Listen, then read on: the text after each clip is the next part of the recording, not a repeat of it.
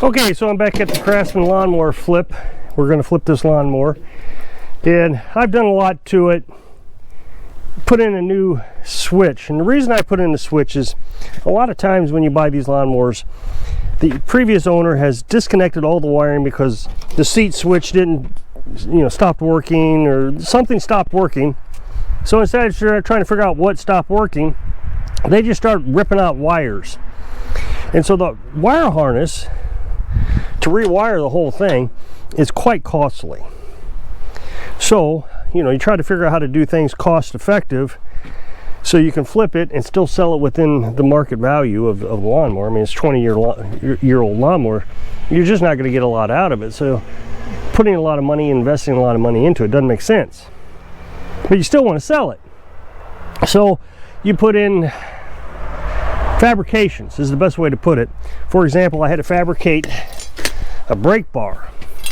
The brake bar was going to cost me $50 to replace, so I just made one.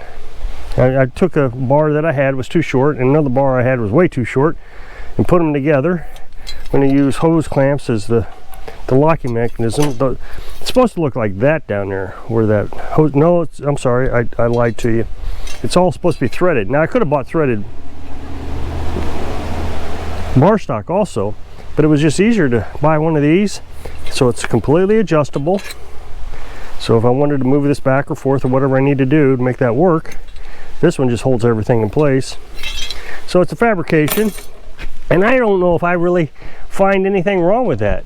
To fabricate a lawnmower, to build a lawnmower, I know there's a lot of trolls, whatever you want to call them, out there that believe that I have to put OEM parts on it. Well, I don't even put OEM parts on customers' equipment. I always tell them, hey, you have an option. Just like, for example, I just did this pressure washer. I had to replace the pump on it right here, and I gave them the option. It was $60 for an OEM, or I don't remember, it was like 140, 160, I don't remember, for an aftermarket. $60 for aftermarket and 150 or 160 for an OEM. I told him the price for both, and he said, let's go with the aftermarket. I don't think most people care that it's aftermarket. I think they care that it works. I got a comment the other day, it's gonna bite you in the beep. I've been watching these YouTube videos, and they all say that the customer's going to want a return soon. Except I told them that they're getting aftermarket. There's no warranties with aftermarket. So, they chose it. And I don't want to be rude to them, but I'll just say, well, that's an aftermarket. They don't last very long. The other thing you have to consider is the negligence, is the best way to put it, of people. They'll leave gas in the carburetor, for example, or gas in the lawnmower, and it will get water in it and crystallize over the winter. And so you've just destroyed your brand new aftermarket carburetor. So would you rather spend $20 on an aftermarket carburetor that you're going to ruin again, or $120, which is what OEM cost? So I think I said aftermarket. It's $20 for aftermarket, $120 for OEM, and put gas in it and ruin your $120 carburetor. Either way, you're ruining a carburetor. Which one do you want to ruin? Same thing with that pressure washer pump. Pressure washer pumps are so easy to mess up. Just don't let water go through it for 30 seconds and you'll burn it up. That's all it takes. So imagine you walk away from it and a little emergency happens, the kid falls down, you run over to pick him up, whatever, and you left that machine running and you just burned up another pump. Would you rather burn up a $160 pump or a $60 pump? So I don't see why the aftermarket is such a big deal to the trolls. So again, modifications. The thing is I've done this twice before. One time on a customer's mower, same thing, needed it rewired, and it was just easier for me to put a switch in there, cheaper. I shouldn't have said easier, but cheaper. And he said, yeah, or a push button. He said, yeah, let's do it. So same thing with a John Deere that I did, and they love that John Deere. They absolutely love it. So the problem with this one is they've also disconnected the way to shut off the machine.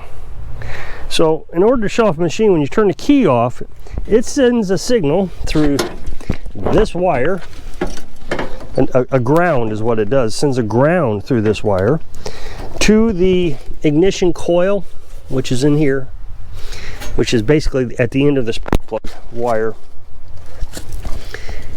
So in here next to the flywheel is an ignition coil. It sends a signal to that and then a ground and shorts it out, so it stops making spark. So since they did that, what they had to do was they put a switch on it. Well, I don't like this switch.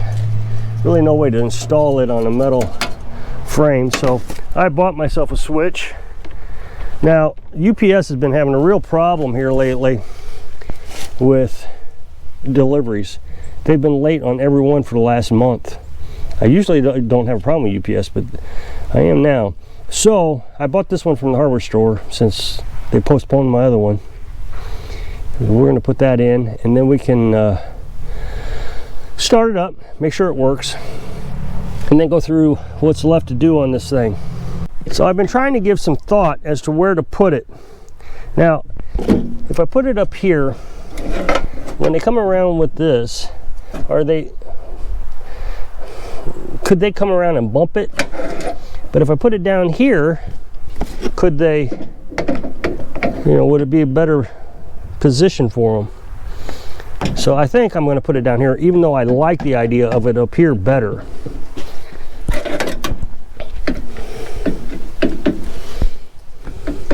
Now I want to check the back side to make sure that, whoops, I don't hit anything coming through. It doesn't look like it.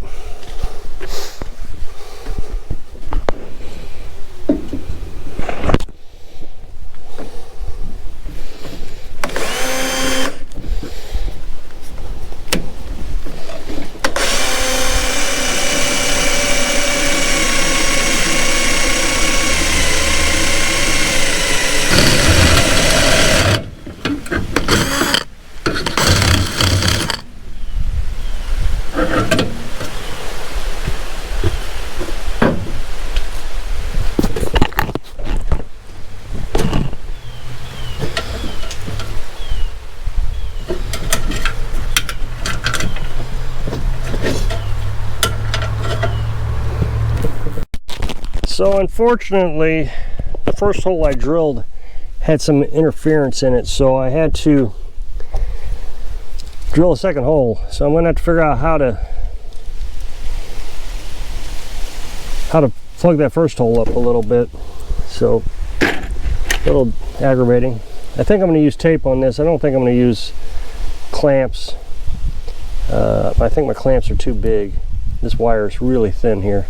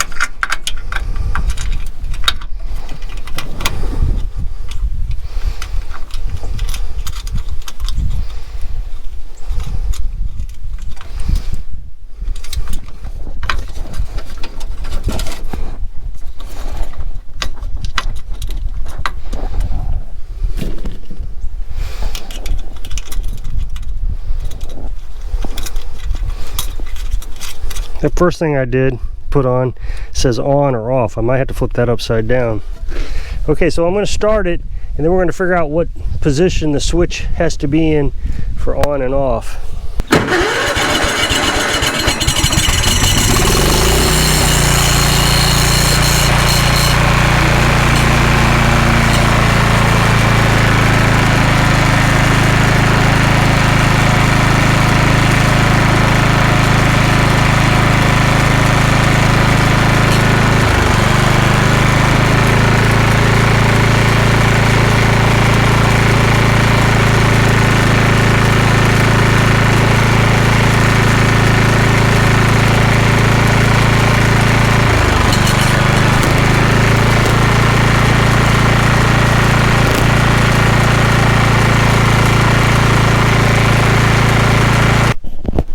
Okay, so I forgot to hit the record button, so I'm putting the ground wire, the wire that's going to do the grounding, I should say, underneath the gas tank here. Bolt down.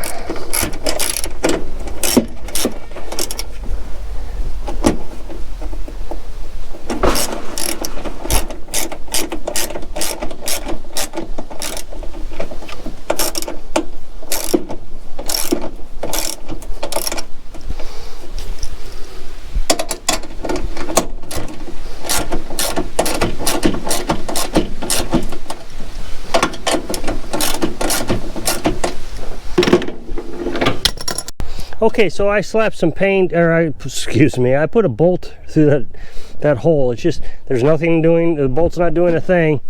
I just put it in there to kind of cover the hole. Then I spray painted it. It'll make it like it's doing something, nobody will know. And then there's the switch. I had to write on it, on and off. That's not very attractive, but the best I could do. So we'll test it out now to make sure that everything's lined up correctly, everything's bolted down correctly.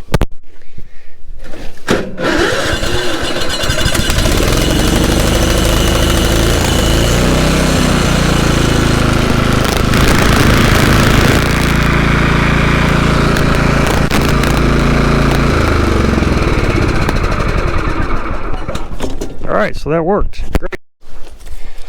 Okay, so I guess that's all we got to do on the switch and with the electronics, and now it starts and stops and does everything it's supposed to do. So that's all finished. So the only thing left to do is get the brake rod installed. So we're waiting on UPS for that, of course. So what we got here is, as you push the foot pedal in, the rod goes backwards. So you'll have a spring that goes right here, and then the brake lever goes right here. So as you push the brake lever back, or push the rod back I should say, that spring will hit the brake lever. As the brake lever goes back, it can only go back so far, then the spring starts to squish. And as it squishes, you want to make sure it's adjusted correctly, so that your clutch will go all the way down as your brake is engaging. So that's why this is adjustable. This is only going to take a few minutes to do. And when that's done, then we'll put the mower deck on. We got a new belt for the mower deck. We'll put the tire back on. There's not even an hour's worth of work left here. I just constantly waiting for UPS since I started working on this machine. I want to get it done by the 19th because there's a community yard sale event going on down the hill. And Carolyn's going to put out crochet, and as people are driving by to go down to the town, you know, unincorporated town, they'll see the crochet and the lawnmower. So I'd like to have both lawnmowers because I got another one up there already out there, just to attract the attention. Not necessarily that we would sell it, but to attract attention so people know, hey, there's something going on over here. So, well, not much I can do now. So if you click this up next box, it'll take you to a video where I was working on this thing. So if I can inspire you to wait on UPS so you can live your dreams. Thanks for watching.